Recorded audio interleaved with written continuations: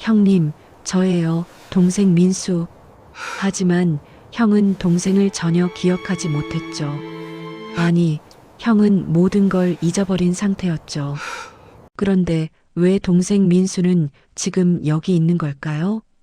왜 자신을 기억하지도 못하는 형을 곁에서 돌보고 있는 걸까요? 도대체 이 두 형제에게 무슨 일이 있었던 걸까요? 누군가는 묵묵히 살아가고 누군가는 그 삶을 기억해 줍니다. 이 채널은 그런 이야기를 전하는 곳입니다. 오늘 이야기가 마음에 와닿으셨다면 아래 좋아요 한번 눌러주시면 큰 힘이 됩니다. 그리고 구독 버튼을 눌러두시면 이런 따뜻한 이야기들을 계속 만나보실 수 있습니다. 그럼 다시 이야기 속으로 들어가 볼까요? 6개월 전 새벽 7시 30분 출근 시간이라 사람들로 가득한 버스 정류장. 강민수는 구석 기둥에 기대 서 있었습니다. 눈은 반쯤 감겨 있었고 몸은 좌우로 흔들렸죠. 지금 막 밤샘 알바를 마치고 돌아가는 길이었습니다. 43세 강민수. 그는 편의점 야간 알바로 하루하루를 버티고 있었습니다. 월급으로 이것저것 계산해 보면 남는 건 없었습니다. 아니, 항상 모자랐죠. 민수는 눈을 감은 채 생각했습니다. 오늘 저녁엔 뭘 먹지? 편의점 도시락 할인하는 거 사야겠다. 그때였습니다. 여보, 조금만 기다려요. 금방 택시 잡을게요. 버스 정류장 근처에서 여자 목소리가 들렸습니다. 민수는 무심코 고개를 들었습니다. 한 부부가 서 있었죠. 40대 후반으로 보이는 여자가 남자의 팔을 꼭 잡고 있었습니다. 남자는 비틀거리며 걸었고 발걸음은 불안정했죠. 저 사람 취한 건가? 민수는 그렇게 생각했습니다. 하지만 뭔가 이상했습니다. 남자의 눈빛이 텅 비어 있었습니다. 마치 영혼이 빠져나간 사람처럼 주변을 두리번거리지만 아무것도 보지 못하는 것 같았죠. 그 순간 남자의 얼굴이 민수의 시야에 들어왔습니다. 민수는 숨이 멎었습니다. 형? 심장이 미친 듯이 뛰기 시작했습니다. 귀에서 윙소리가 났고 손이 떨렸죠. 저 남자, 저 비틀거리며 걷는 남자, 저 텅 빈 눈빛의 남자, 강민재, 민수의 형이었습니다. 20년 만에 본 형의 얼굴, 많이 늙었습니다. 주름이 깊게 패였고 머리카락도 많이 빠졌죠. 하지만 틀림없었습니다. 민수는 본능적으로 발을 뗐습니다. 형에게 달려가려는 순간 버스가 정류장에 도착해 사람들이 붐비기 시작했고 시야에선 형의 모습도 사라진 뒤였습니다. 민수는 숨이 가빠졌고 온몸이 떨렸죠. 민수는 집으로 돌아왔습니다. 아니, 고시원이라 부르기도 민망한 3평짜리 방으로 방문을 열자 곰팡이 냄새가 코를 찔렀습니다. 창문도 제대로 없는 지하방. 침대와 책상, 작은 옷장 하나가 전부였죠. 민수는 침대에 쓰러졌습니다. 잠을 자려 했지만 눈이 떠졌습니다. 형이 왜 저렇게 됐지? 민수는 천장을 바라보며 생각했습니다. 민수는 20년 동안 형을 보지 못했습니다. 아니, 보지 않았습니다. 볼 수 없었습니다. 20년 전 그날, 민수는 집에서 쫓겨났습니다. 너 때문에 이 집안이 편할 날이 없어. 새엄마의 목소리가 아직도 귓가에 맴돌았습니다. 당신 전처 자식까지 내가 왜 키워야 해? 아버지는 아무 말도 하지 못했습니다. 형 민재도 마찬가지였죠. 그날 민수는 작은 가방 하나만 들고 집을 나왔습니다. 13살, 중학교 1학년. 형, 나 어디 가는 거야? 민수는 울먹이며 물었습니다. 시골 할머니 댁에 가는 거야. 형은 눈을 마주치지 못했습니다. 형은 안 가? 형은 여기 있어야 해. 그게 마지막 대화였습니다. 민수는 핸드폰을 꺼냈습니다. 포털 사이트를 열고 형의 이름을 검색했죠. 강민재 변호사. 몇 개의 기사가 나왔습니다. 강민재 변호사, 정인 법률사무소 파트너, 승진 3년 전 기사. 강민재 변호사, 그룹 소송 승소 2년 전 기사. 민수는 기사 속 사진을 확대했습니다. 깔끔한 정장을 입은 형. 자신감 넘치는 미소. 성공한 변호사의 모습. 형은 잘 살고 있구나. 민수는 항상 그렇게 생각했습니다. 그래서 연락하지 않았죠. 형 인생에 내가 끼어들면 안 돼. 나는 형한테 짐이니까. 하지만 오늘 본 형의 모습은 달랐습니다. 비틀거리는 걸음, 텅 빈 눈빛, 아내에게 의지하는 모습. 도대체 형한테 무슨 일이 생긴 거지? 민수는 잠들 수 없었습니다. 다음 날, 민수는 다시 그 지하철역에 갔습니다. 같은 시간, 같은 자리. 혹시 형이 또 나타날까? 하지만 형은 나타나지 않았습니다. 그 다음 날도, 민수는 일주일 동안 매일 아침 그 자리에서 기다렸습니다. 밤샘 알바를 마치고도 집에 가지 않았죠. 버스 정류장에 앉아 졸면서 기다렸습니다. 편의점 사장이 물었습니다. 민수 씨, 요즘 얼굴이 왜 그래? 푹 쉬어야 하는 거 아니야? 괜찮습니다. 일 열심히 할게요. 민수는 형을 찾는 게 더 중요했습니다. 민수는 거의 포기하려던 참이었습니다. 그때였습니다. 여보, 천천히 와요. 익숙한 목소리. 민수는 고개를 번쩍 들었습니다. 형이었습니다. 이번엔 놓칠 수 없었습니다. 민수는 조심스럽게 그들의 뒤를 따라가기 시작했습니다. 30분 후, 버스는 대학병원 앞에 섰습니다. 형 부부가 내렸고 민수도 내렸죠. 그들이 들어간 건물, 서울대학교 병원 신경과. 민수는 멀찍이 떨어져서 지켜봤습니다. 1시간 후, 형 부부가 나왔습니다. 형수는 울고 있었습니다. 소리 내지 않고 조용히. 하지만 어깨가 떨리고 있었죠. 여보, 우리 어떡하죠? 약값도 너무 비싸고. 형은 아내를 토닥였습니다. 하지만 그 손길은 힘이 없었죠. 민수는 그 모습을 보며 깨달았습니다. 형에게 큰 병이 생긴 거구나. 그것도 심각한 병이. 민수는 발걸음을 돌렸습니다. 서울 강남구 역삼동. 유명 대형 로펌 정인 법률사무소. 30층 유리 건물. 엘리베이터에서 내리면 대리석 바닥이 빛났고 벽면엔 유명 미술 작품들이 걸려 있었습니다. 이곳의 변호사 48세 강민재. 그는 15년 전 이 로펌에 들어왔습니다. 서울대 법대 수석 졸업. 사법시험 수석 합격. 커리어는 완벽했습니다. 대형 기업 송사를 맡았고 재계 유명인들의 자문 변호사였으며 정부 자문위원도 겸하고 있었죠. 누가 봐도 성공한 인생이었습니다. 그날도 평범한 아침이었습니다. 강 변호사님, 10시에 대한그룹 회장님 오십니다. 비서 혜진이 스케줄을 알려줬습니다. 알았어요. 자료 준비됐죠? 네, 책상 위에 올려뒀습니다. 민재는 서류를 펼쳤습니다. 기업 인수합병건. 3개월 동안 준비한 대형 프로젝트. 계약 규모만 500억.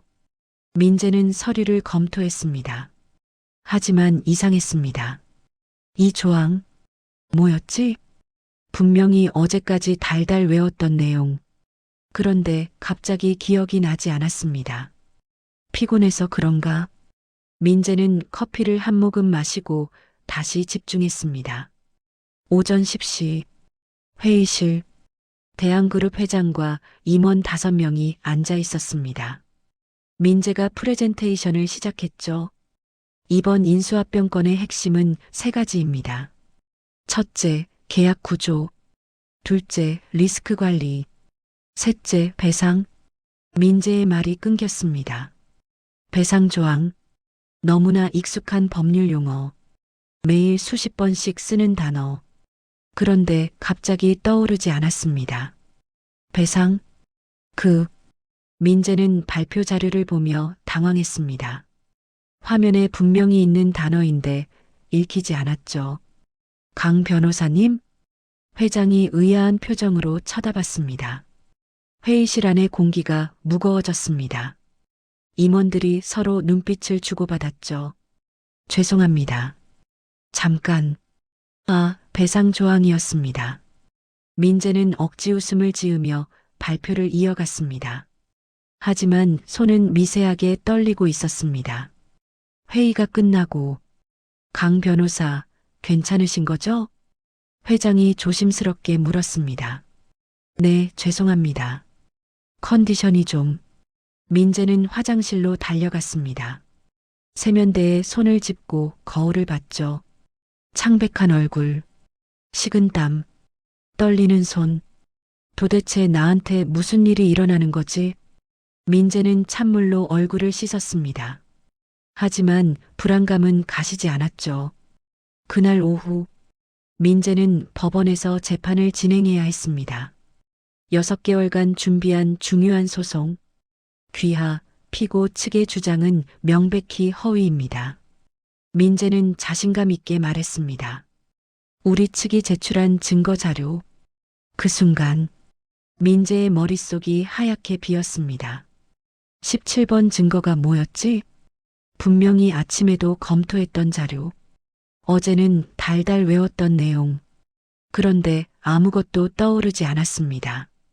민재는 서류를 뒤적였습니다. 하지만 무슨 내용인지 이해되지 않았죠. 글자가 춤을 췄습니다. 숫자가 뒤섞였습니다. 강 변호사, 판사의 차가운 목소리. 괜찮으십니까? 법정 안의 모든 시선이 민재에게 쏠렸습니다. 의뢰인의 불안한 눈빛, 상대 변호사의 의아한 표정, 방청객들의 수군거림.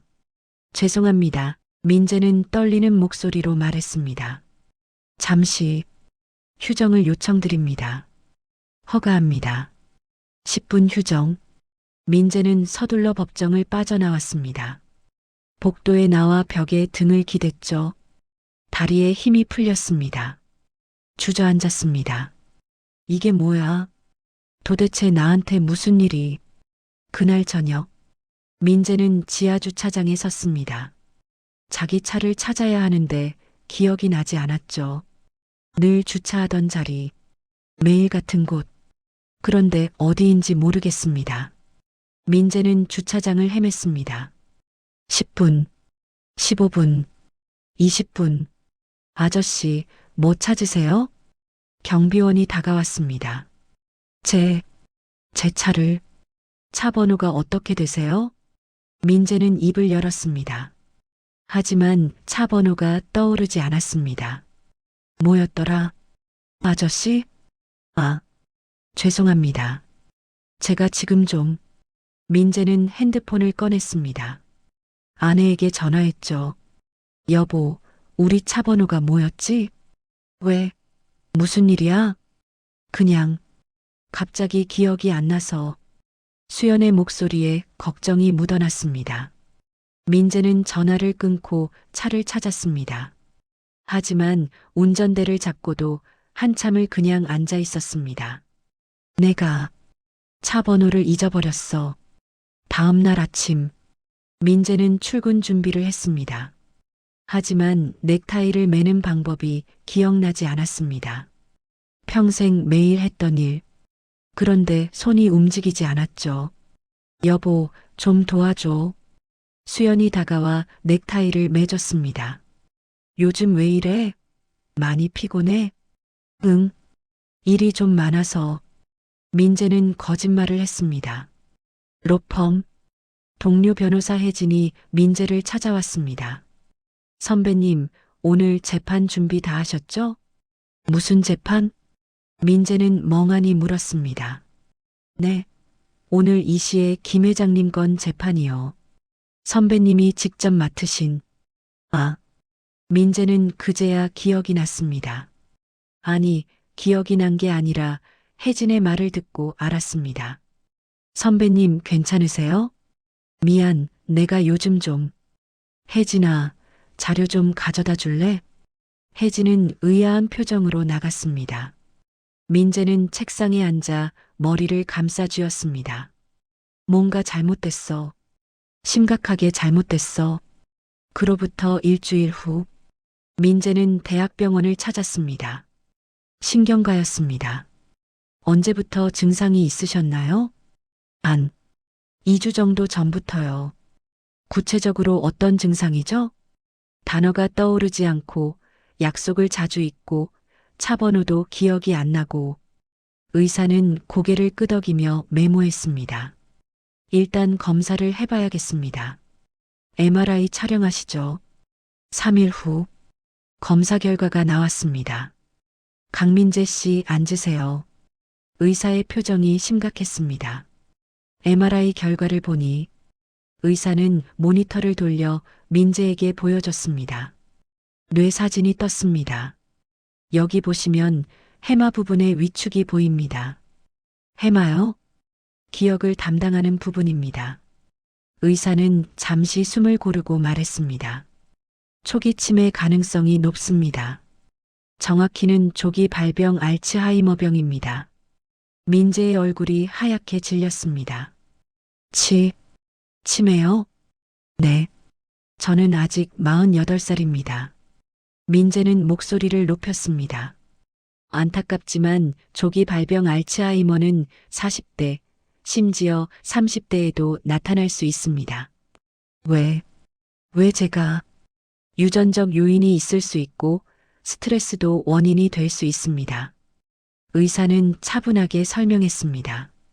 치료는 가능합니까?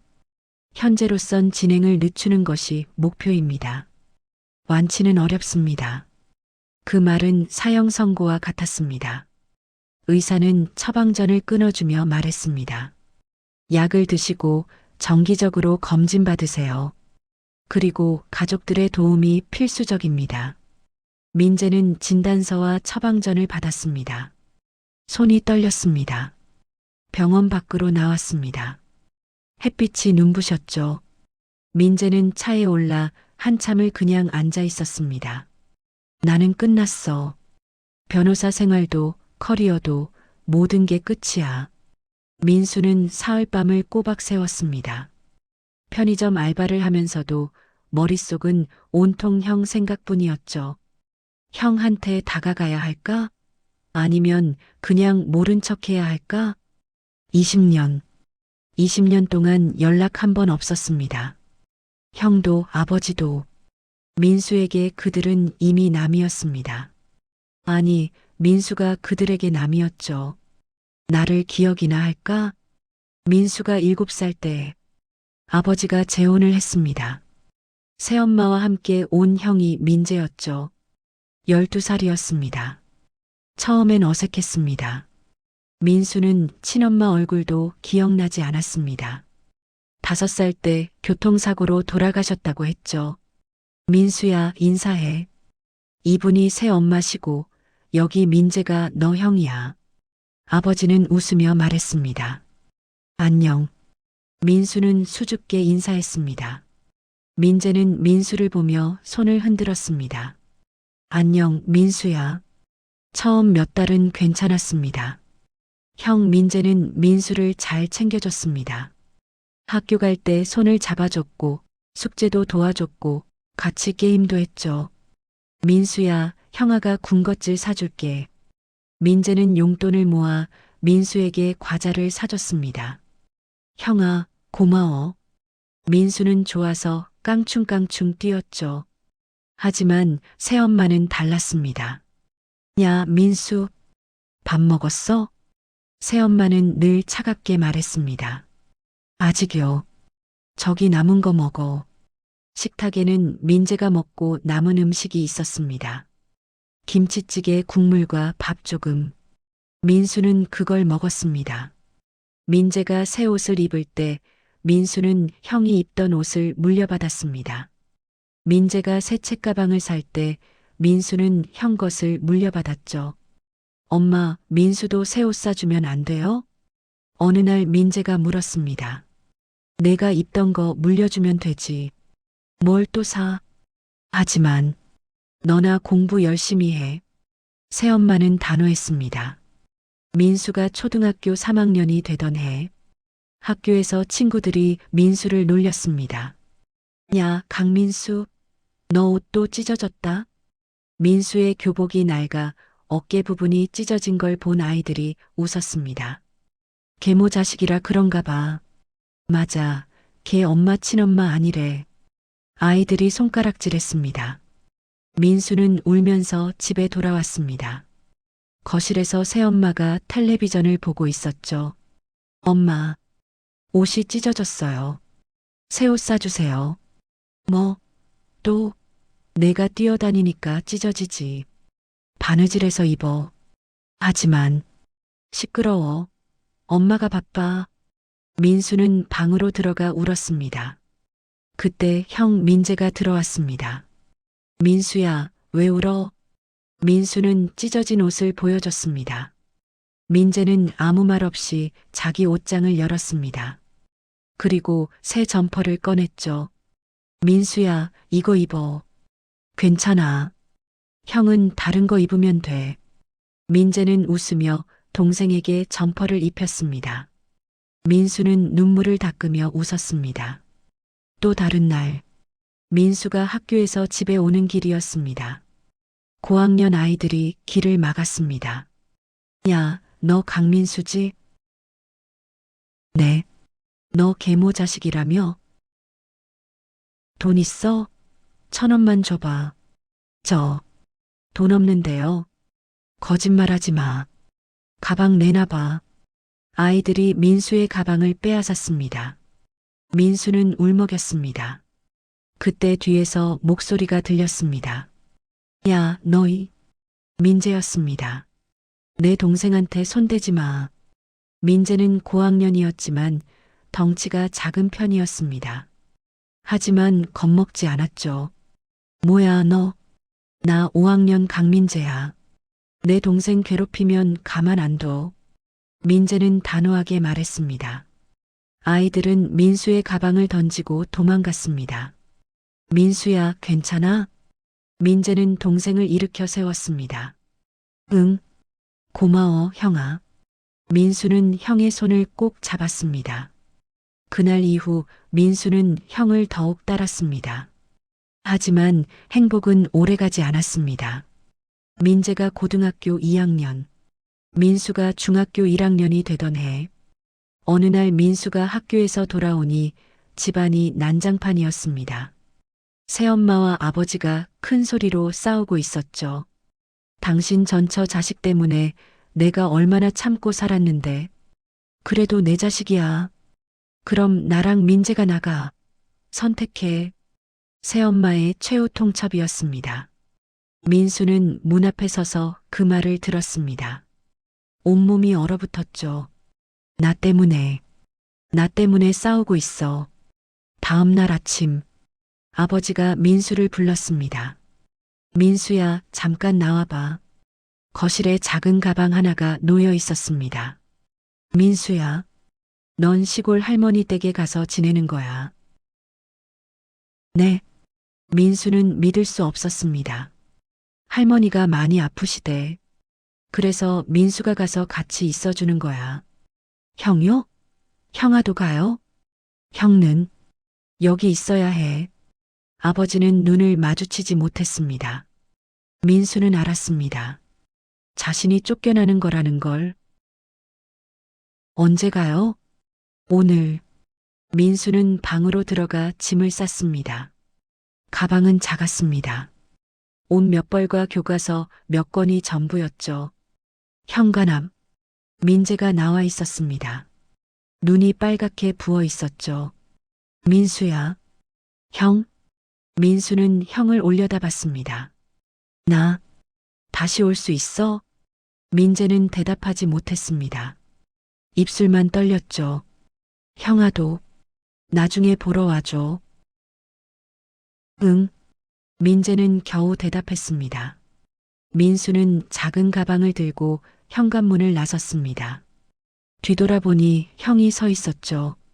아, 안녕. 민수는 손을 흔들었습니다.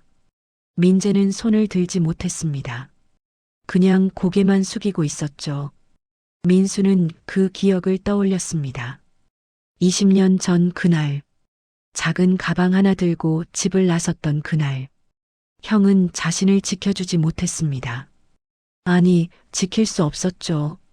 18살 고등학생이 할 수 있는 건 아무것도 없었으니까. 그래도 어렸을 때 날 많이 챙겨줬어. 민수는 생각했습니다. 추운 겨울날 점퍼를 벗어준 형, 친구들이 괴롭힐 때 나타나준 형, 몰래 용돈을 쥐어주던 형. 그때 형이 없었으면 난 버티지 못했을 거야. 민수는 결심했습니다.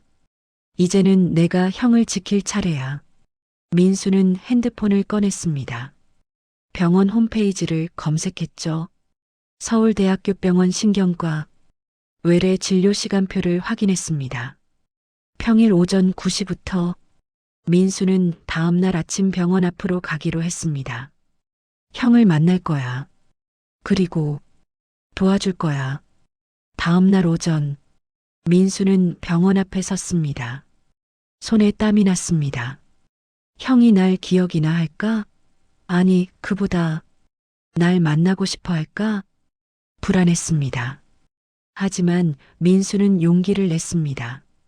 병원 입구로 들어갔습니다. 신경과를 찾아갔죠.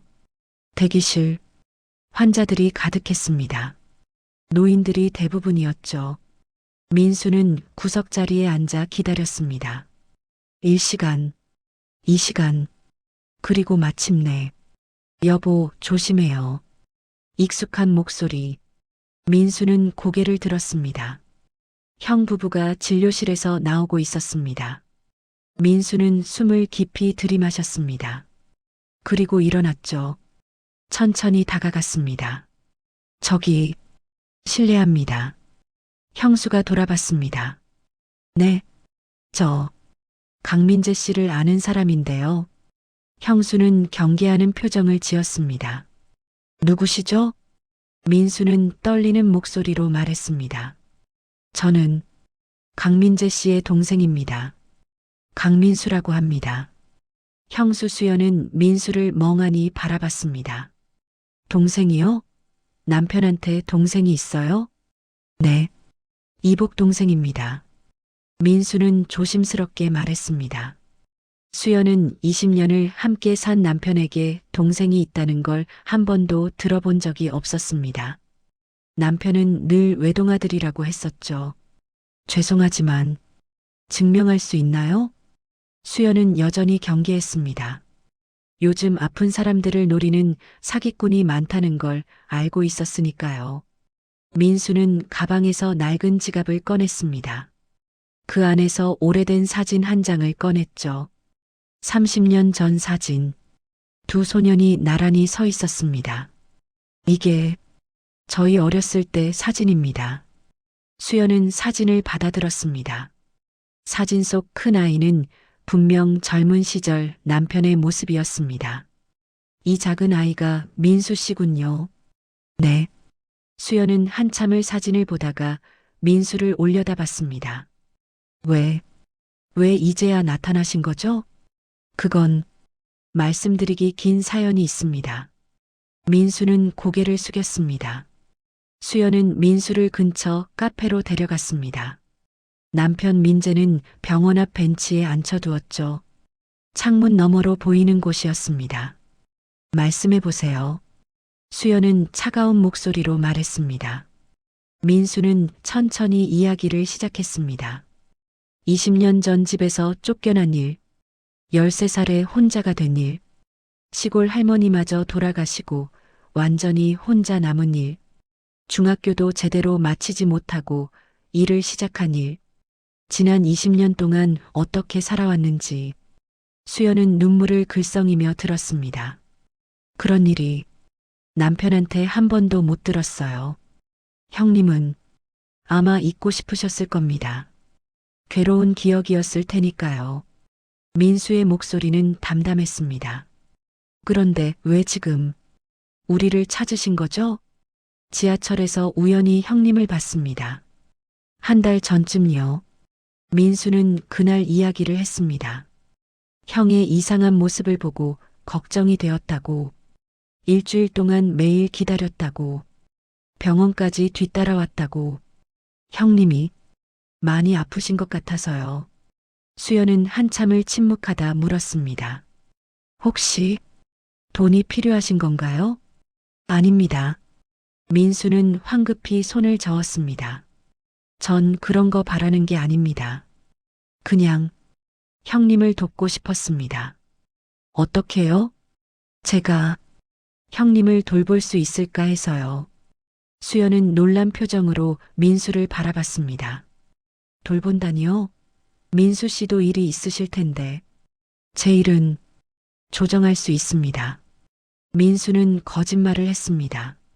사실 편의점 알바를 그만두면 당장 생활이 불가능했지만요. 수연은 한참을 민수를 바라봤습니다. 그의 눈빛에서 진심을 읽었습니다. 형수님, 제발 형님을 한 번만 만나게 해주세요. 민수의 목소리에는 간절함이 묻어났습니다. 일주일 후 수연에게서 전화가 왔습니다. 민수 씨, 우리 집으로 올래요? 남편이 당신을 기억해냈어요. 민수는 믿을 수 없었습니다. 정말입니까? 네. 오늘 아침에 갑자기 민수라는 이름을 계속 중얼거렸어요. 민수는 떨리는 손으로 전화를 붙잡았습니다. 타워 팰리스 아파트. 민수는 43층 엘리베이터에서 내렸습니다. 고급스러운 복도. 민수가 사는 고시원과는 완전히 다른 세계였죠. 초인종을 눌렀습니다. 수연이 문을 열었습니다. 어서 오세요. 민수는 조심스럽게 안으로 들어갔습니다. 넓은 거실, 고급 가구들, 큰 창문 너머로 보이는 한강. 민수는 가슴이 먹먹했습니다.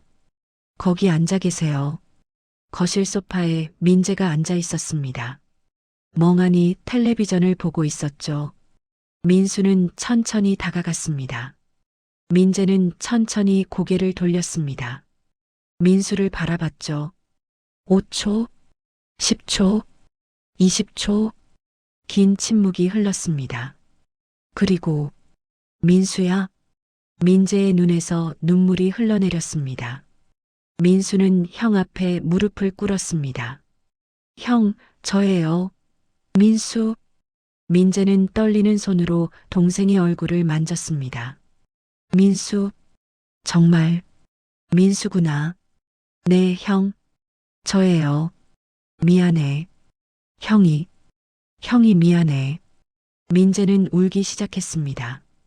그때 널 지켜주지 못해서 미안해. 형아, 괜찮아요. 다 괜찮아요. 민수도 울었습니다. 20년의 시간이 그렇게 무너져 내렸습니다. 두 형제는 서로를 끌어안고 한참을 울었습니다. 수연도 옆에서 눈물을 닦았습니다. 그날부터 민수는 형을 돌보기 시작했습니다. 편의점 알바를 그만뒀습니다.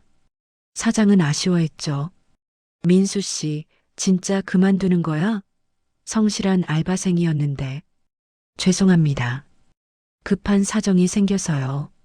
민수는 마지막 월급을 받았습니다. 180만 원. 이게 마지막 수입이었습니다. 민수는 매일 아침 형네 집으로 갔습니다. 아침 9시에 도착해서 저녁 6시까지 형과 함께 시간을 보냈죠. 형, 산책 갈까요?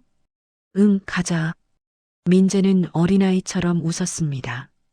둘은 근처 공원을 걸었습니다. 천천히 형의 속도에 맞춰서 민수야, 저기 강아지다. 네, 형. 귀엽죠? 응, 귀여워. 민재는 강아지를 보며 환하게 웃었습니다.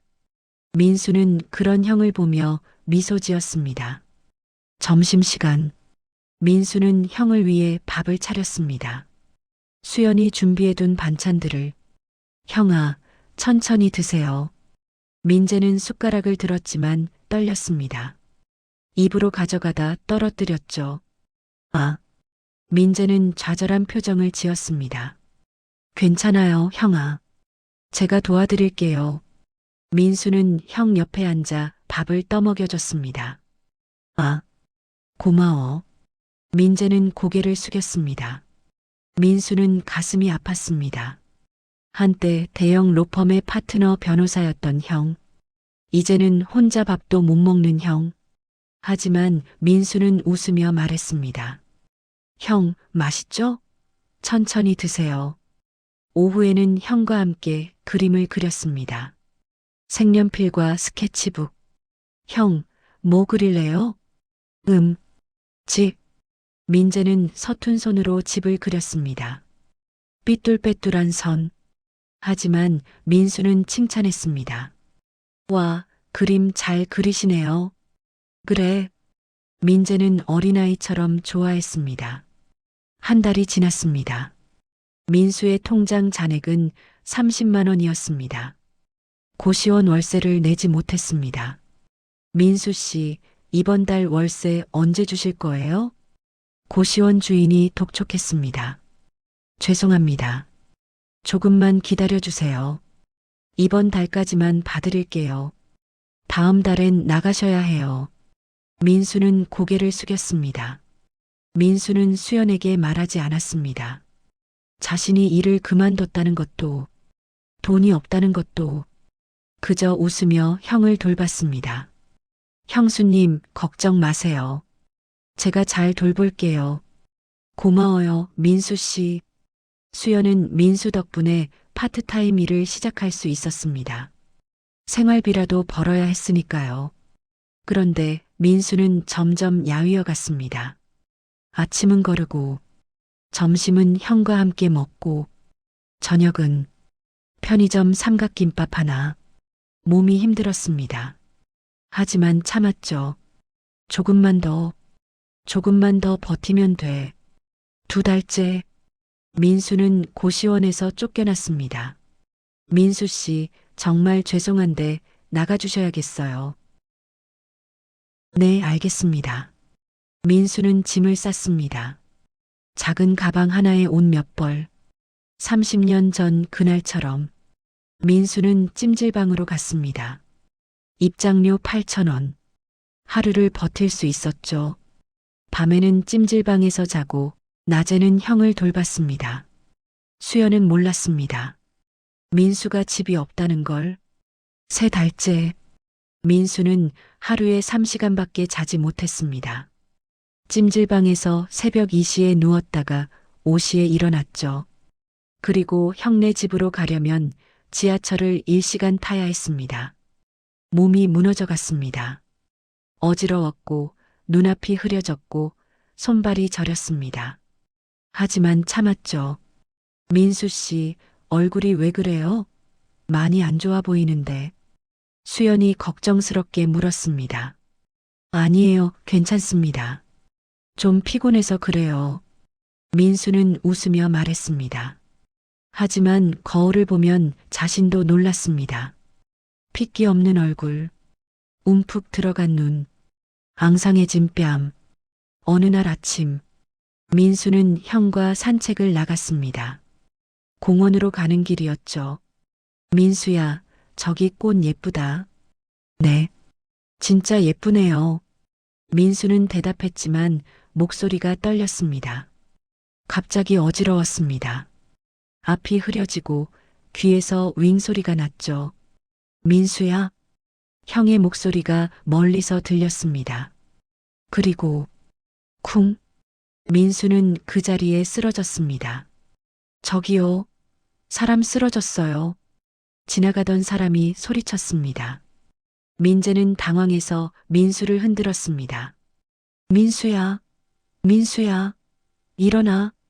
하지만 민수는 일어나지 못했습니다. 누군가 119에 신고했습니다. 병원 응급실. 민수는 침대에 누워 있었습니다. 링거가 꽂혀 있었죠. 의사가 수연에게 설명했습니다. 영양실조와 극심한 과로입니다. 언제부터 제대로 못 드신 건가요? 저도 잘 몰라요. 민수 씨가 아무 말도 안 해서 수연은 당황했습니다. 일주일만 늦었어도 큰일 날 뻔했습니다. 계속 이러시면 생명이 위험할 수 있어요. 의사의 말에 수연은 충격을 받았습니다. 수연은 민수의 소지품을 정리했습니다. 작은 가방 하나, 낡은 옷 몇 벌, 그리고 지갑. 지갑을 열었을 때 수연은 숨이 멎었습니다. 통장 사본, 잔액 3만 원, 그리고 찜질방 영수증들 20장. 수연은 그제야 깨달았습니다. 민수가 집이 없다는 것, 돈이 없다는 것, 찜질방을 전전하며 남편을 돌봤다는 것. 수연은 그 자리에 주저앉아 울었습니다. 민수 씨, 왜 아무 말도 안 하셨어요? 민수가 눈을 떴습니다. 여기가, 민수 씨, 깨어나셨네요. 수연이 달려왔습니다. 죄송합니다. 제가 형님 앞에서 쓰러져서. 무슨 소리예요? 당신이 죄송할 게 뭐가 있어요? 수연의 목소리가 떨렸습니다. 민수 씨, 왜 말 안 하셨어요? 집도 없고 돈도 없다는 걸. 민수는 고개를 돌렸습니다. 형님을 돌보고 싶었습니다. 그게 더 중요했어요. 그래서 본인은 굶으면서요? 찜질방에서 자면서요? 수연은 울먹였습니다. 저는 괜찮습니다. 괜찮긴 뭐가 괜찮아요. 의사 선생님이 뭐라고 하셨는지 알아요? 일주일만 늦었어도 큰일 날 뻔했대요. 민수는 아무 말도 하지 못했습니다. 수연은 한참을 울다가 말했습니다. 민수 씨, 고마워요. 정말 고마워요. 형수님. 하지만 이제 그만하세요. 민수 씨도 본인 삶을 사셔야죠. 아니에요. 저는 민수 씨까지 쓰러지면 남편은 누가 돌봐요? 수연의 말이 맞았습니다. 민수는 깨달았습니다. 자신이 쓰러지면 형은 더 힘들어진다는 걸. 알겠습니다. 좀 더 신경 쓸게요. 우리 집에서 같이 지내요. 방 하나 있어요. 하지만 제발, 이건 부탁이 아니라 간곡한 부탁이에요. 수연은 민수의 손을 잡았습니다. 민수는 고개를 끄덕였습니다. 퇴원하는 날, 민수는 형을 만났습니다. 민재는 병실 문을 열고 들어왔습니다. 수연의 손을 잡고, 민수야. 민재는 동생을 보더니 울기 시작했습니다. 너, 아프다며. 괜찮아요. 형 이제 다 나았어요. 민수는 웃었습니다. 민재는 동생을 꼭 안았습니다. 나 때문에 내가 아픈 거지? 미안해. 정말 미안해. 민재는 어린아이처럼 울었습니다. 민수는 형의 등을 토닥였습니다. 아직 날 기억하는구나. 아직은 날 기억해. 그날부터 민수는 형네 집 작은 방에서 지내게 됐습니다. 고등학생 딸 지수의 방이었죠. 지수는 기숙사로 들어갔고 방이 비었습니다. 민수 삼촌, 우리 방 쓰세요. 전 기숙사가 더 편해요. 지수는 웃으며 말했습니다. 민수는 감사했습니다. 하지만 한 달 후, 새로운 문제가 생겼습니다. 수연이 민수를 부르더니 말했습니다. 민수 씨, 사실 말씀드릴 게 있어요. 네, 형수님. 우리 경제적으로 많이 힘들어요. 수연은 고개를 숙였습니다. 남편이 일을 그만둔 지 1년이 됐어요. 저축도 거의 다 떨어졌고 치료비가 너무 많이 들어요. 민수는 침묵했습니다. 월세로 이사 가야 할 것 같아요. 이 집은 너무 비싸요. 타워 팰리스 관리비만 월 100만 원이 넘었습니다. 제가 도와드릴 수 있으면 좋겠는데 저도 지금. 민수는 말을 잇지 못했습니다. 자신도 무일푼이었으니까요. 한 달 후 수연네 가족은 강남을 떠났습니다. 구로구 작은 빌라, 전세 5천만 원, 타워 팰리스를 팔아서 간신히 마련한 돈이었죠. 여보, 여기가 우리 새 집이야. 수연은 민재에게 말했습니다. 민재는 멍하니 빌라를 올려다봤습니다. 좁은 방 2개, 낡은 벽지, 삐걱거리는 문. 여기, 우리 집? 응, 그래. 민재는 고개를 끄덕였습니다. 기억이 없으니 예전 집도 몰랐죠. 민수는 다시 일자리를 찾아야 했습니다. 형네 가족도 힘든데 자신까지 얹혀 살 순 없었죠. 형수님, 제가 밤에 알바를 하겠습니다. 민수 씨, 괜찮겠어요? 낮에 남편 돌보고 밤에 일하면 언제 주무시려고요? 괜찮습니다. 제가 할 수 있어요. 민수는 웃었습니다. 민수는 편의점 야간 알바를 다시 시작했습니다. 밤 11시부터 아침 7시까지. 그리고 8시에 형네 집으로 가서 형을 돌봤죠. 수연은 정규직 일자리를 구했습니다. 마트 계산원, 월 220만 원. 낮 9시부터 저녁 6시까지 일했습니다. 민수는 그 시간 동안 형을 돌봤죠. 하지만 민수의 몸은 한계에 다다랐습니다. 하루는 형과 산책하다 갑자기 어지러웠습니다. 앞이 흐려지고 다리에 힘이 풀렸죠. 야, 너 괜찮아? 민재가 걱정스럽게 물었습니다. 아이러니하게도 치매 환자가 간병인을 걱정하는 상황. 괜찮아요, 형아. 민수는 억지로 웃었습니다.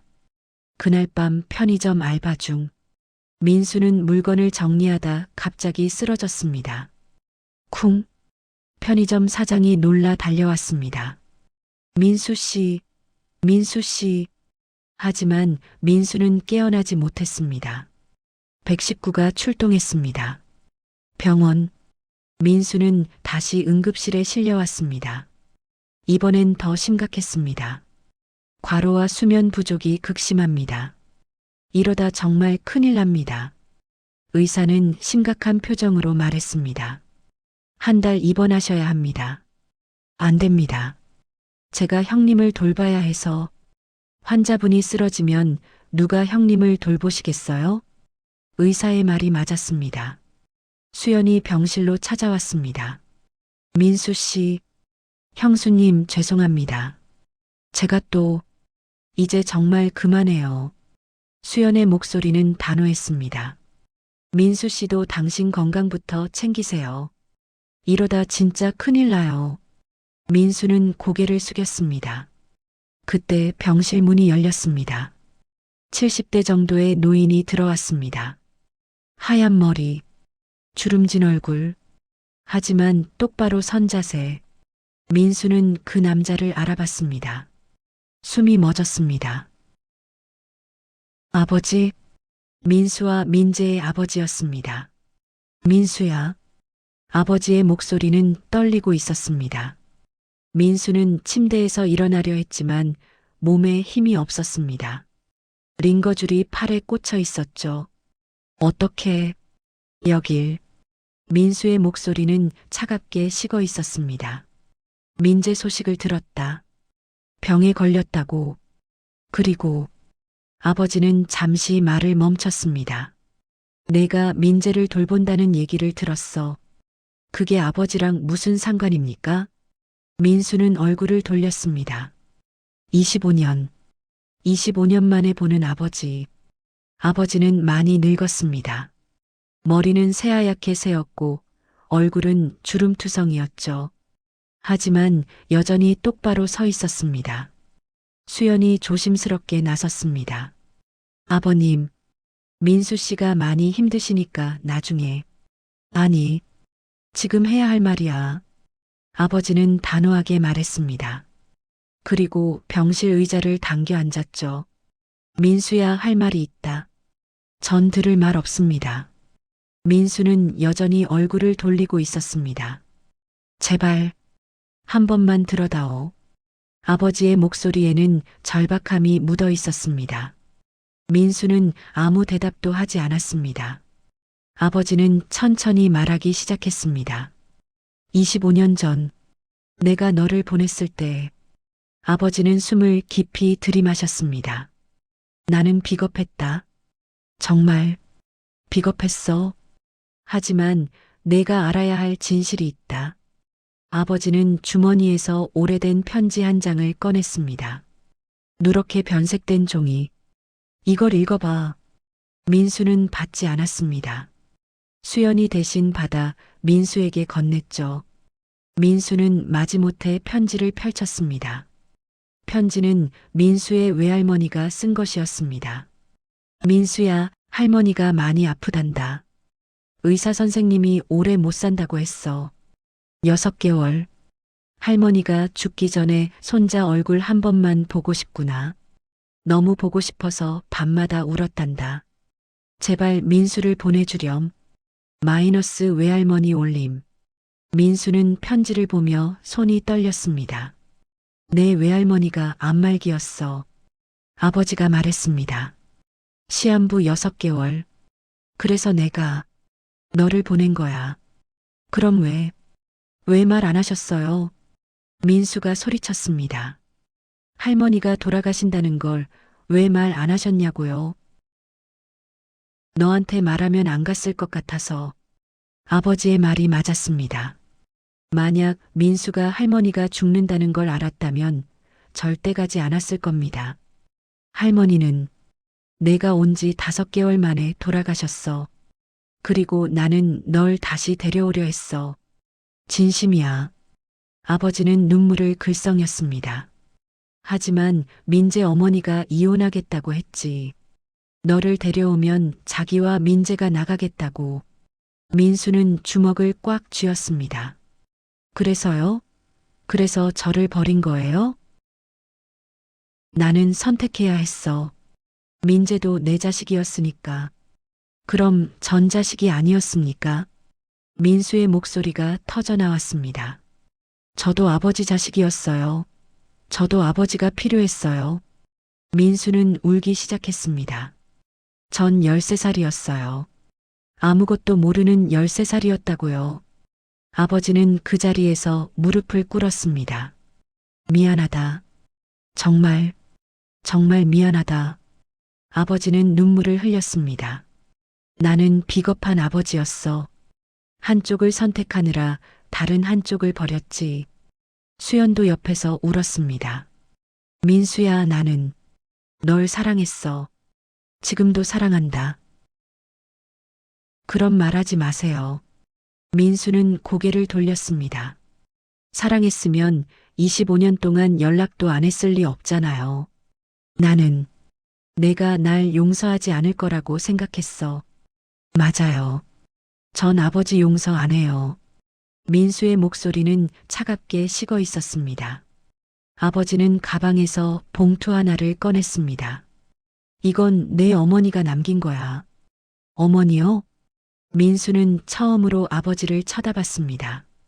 내 어머니는 내가 5살 때 교통사고로 죽었어. 그건 알아요. 하지만 내가 모르는 게 있어. 아버지는 봉투를 열었습니다. 통장이 나왔습니다. 사고 당시 상대 차량 보험금이 나왔어. 2천만 원. 나는 그 돈을 내 이름으로 통장을 만들어 저축했어. 25년 동안. 아버지는 통장을 민수에게 건넸습니다. 민수는 통장을 펼쳤습니다. 예금주 강민수. 잔액 1억 2천만 원. 민수는 숨이 멎었습니다. 매달 40만 원씩 넣었어. 25년 동안. 이게 내 어머니가 내게 남긴 마지막 선물이야. 아버지는 눈물을 흘렸습니다. 나는 비겁한 아버지였지만 너를 완전히 잊은 적은 없어. 민수는 통장을 들고 온몸이 떨렸습니다. 민수야, 이걸로 내 인생을 다시 시작해라. 전 이거 받을 수 없어요. 민수는 통장을 밀어냈습니다. 왜? 저한테 필요했던 건 돈이 아니에요. 민수의 목소리가 떨렸습니다. 저한테 필요했던 건 가족이었어요. 아버지였어요. 알아. 전 13살에 혼자가 됐어요. 무서웠어요. 외로웠어요. 민수는 울먹였습니다. 밤마다 울면서 아버지를 불렀어요. 하지만 아무도 안 왔어요. 미안하다. 미안해. 아버지는 계속 고개를 숙였습니다. 수연이 조심스럽게 나섰습니다. 민수 씨, 그 돈 받으세요. 형수님, 그 돈으로 형님을 더 잘 돌볼 수 있어요. 좋은 약도 쓰고 좋은 병원도 가고. 수연의 말이 맞았습니다. 민수는 한참을 고민했습니다. 그리고 천천히 통장을 집어들었습니다. 받겠습니다. 아버지는 고개를 들었습니다. 하지만 민수가 말했습니다. 이건 제 돈이 아니에요. 형님을 위한 돈입니다.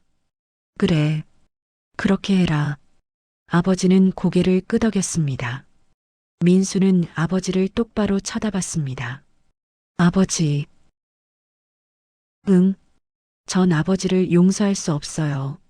아직은. 알아. 하지만 언젠가는 용서할 수 있을지도 모르겠어요. 아버지의 눈에서 눈물이 흘렀습니다. 그걸로 충분하다. 아버지는 일어섰습니다. 민수야, 내 형 잘 부탁한다. 네. 그리고 너도 건강 챙겨라. 아버지는 병실을 나가려다 돌아섰습니다. 민수야. 네. 넌 강한 아이야.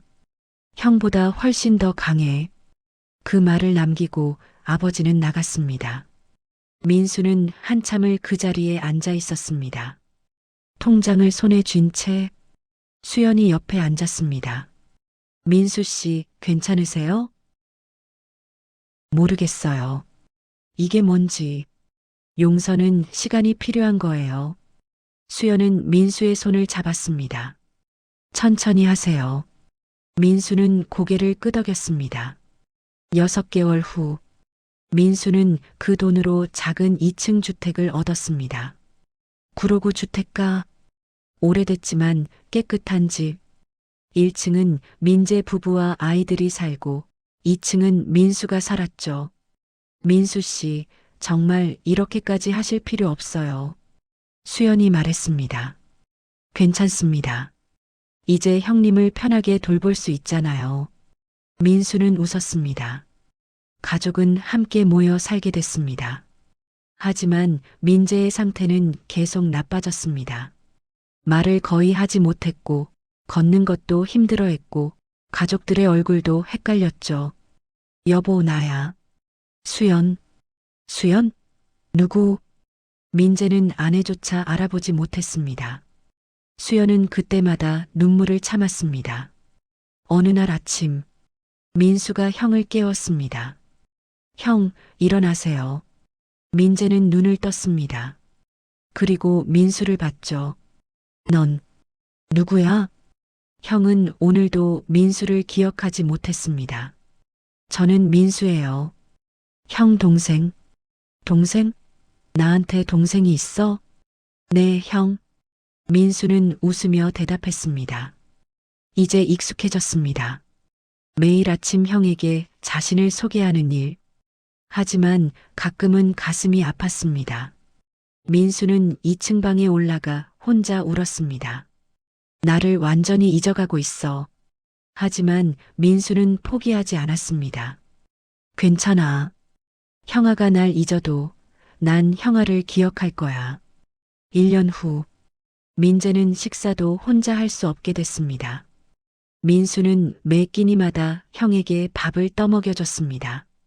수연은 민수를 불렀습니다. 민수 씨, 앉으세요. 네, 형수님.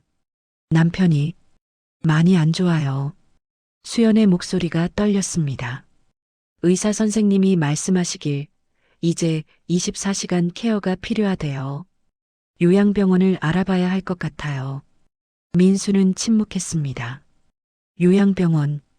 그곳은 마지막 장소였습니다. 알겠습니다. 좋은 곳으로 알아봐요. 민수는 고개를 끄덕였습니다. 2주 후 가족들은 요양병원 상담실에 모였습니다. 민수, 수연, 준호, 지수. 환자분 상태가 좋지 않으니 전문 간호가 필수적입니다. 상담사가 설명했습니다. 비용은 한 달에 300만 원입니다. 300만 원. 수연은 한숨을 쉬었습니다. 제가 낼게요. 민수가 말했습니다. 민수 씨, 형님을 위한 돈이라고 했잖아요. 이렇게 쓰는 게 맞아요. 민수는 담담하게 말했습니다. 요양병원, 밝은 정원이 보이는 1인실. 민재는 그곳에 입원했습니다. 여보, 여기가 당신 방이에요. 좋죠? 수연이 말했습니다. 민재는 멍하니 창밖을 바라봤습니다. 가족들은 매일 면회를 왔습니다. 준호는 주말마다 왔고, 지수는 방과 후에 들렀고, 수연은 퇴근 후마다 왔죠. 그리고 민수는 매일 왔습니다. 아침 10시부터 저녁 6시까지 형 곁에 앉아 있었습니다. 형, 저 왔어요. 민수는 매일 같은 인사를 했습니다. 민재는 민수를 보며 희미하게 웃었습니다. 말은 하지 못했지만 눈빛은 따뜻했죠. 고맙다. 민재의 눈이 그렇게 말하는 것 같았습니다. 어느 가을 오후, 민수는 옛날 사진을 가져왔습니다. 30년 전 두 형제가 함께 찍은 사진. 형, 이거 우리예요. 민수는 사진을 보여줬습니다. 민재는 사진을 보며 눈을 깜빡였습니다. 이 사람, 나야? 네, 12살 때. 그럼, 이 작은 애는? 저예요. 민수, 7살 때. 민수, 민재는 그 이름을 중얼거렸습니다. 그리고 천천히 민수의 손을 잡았습니다. 동생, 민재가 속삭였습니다. 민수는 눈물이 났습니다. 네, 형아. 동생이에요. 동생, 고마워. 민재는 희미하게 웃었습니다. 민수는 형의 손을 꼭 잡았습니다. 그날 밤, 민수는 병원을 나와 밤하늘을 올려다봤습니다. 별이 가득했습니다. 2년 후, 요양병원 정원, 따뜻한 봄 오후, 민재는 휠체어에 앉아 햇살을 받고 있습니다. 이제 대화는 거의 불가능합니다. 하지만 편안해 보입니다. 민수가 옆에 앉아 있습니다. 민재는 대답하지 못했습니다. 하지만 희미하게 웃었죠. 민수는 형의 손을 잡았습니다. 그때 수연과 아이들이 나타났습니다. 아빠, 우리 왔어요. 지수가 밝게 말했습니다. 이제 대학생이 됐습니다. 간호학과 1학년. 아빠, 제가 간호학과 합격했어요. 나중에 아빠 같은 분들 도와드리는 간호사 될 거예요. 민재는 딸을 보며 희미하게 웃었습니다. 준호는 카메라를 꺼냈습니다. 이제 사회초년생이 됐습니다. 가족사진 찍을까요? 좋지. 민수가 웃으며 대답했습니다. 가족들이 민재 주위에 모였습니다. 수연이 남편 옆에 서고 준호와 지수가 양옆에 섰고 민수가 뒤에 섰습니다. 자, 하나, 둘, 셋. 찰칵. 사진 속에는 웃고 있는 가족들. 그 중심에 민재가 있습니다. 민재는 가족들을 기억하지 못하지만 가족들은 민재를 기억합니다. 그리고 그 기억이, 그 사랑이 민재를 살아있게 합니다. 사람들은 말합니다. 기억을 잃으면 그 사람이 아니라고. 하지만 저는 알아요. 형은 여전히 형이에요. 웃을 줄도 알고 따뜻함도 느끼고 가족을 사랑하니까요. 단지 그걸 말로 표현하지 못할 뿐. 그래서 저는 형을 대신해서 기억할 거예요. 우리가 함께한 시간들을, 형이 저한테 해준 모든 것들을, 형이 저를 잊어도 괜찮아요. 제가 형을 기억하니까요. 그게 바로 가족이니까요. 여러분, 이 이야기를 끝까지 들어주셔서 감사합니다. 지금 이 순간에도 어딘가에서 누군가는 가족을 돌보고 있습니다. 치매로, 병으로, 사고로, 그들은 말없이 헌신합니다.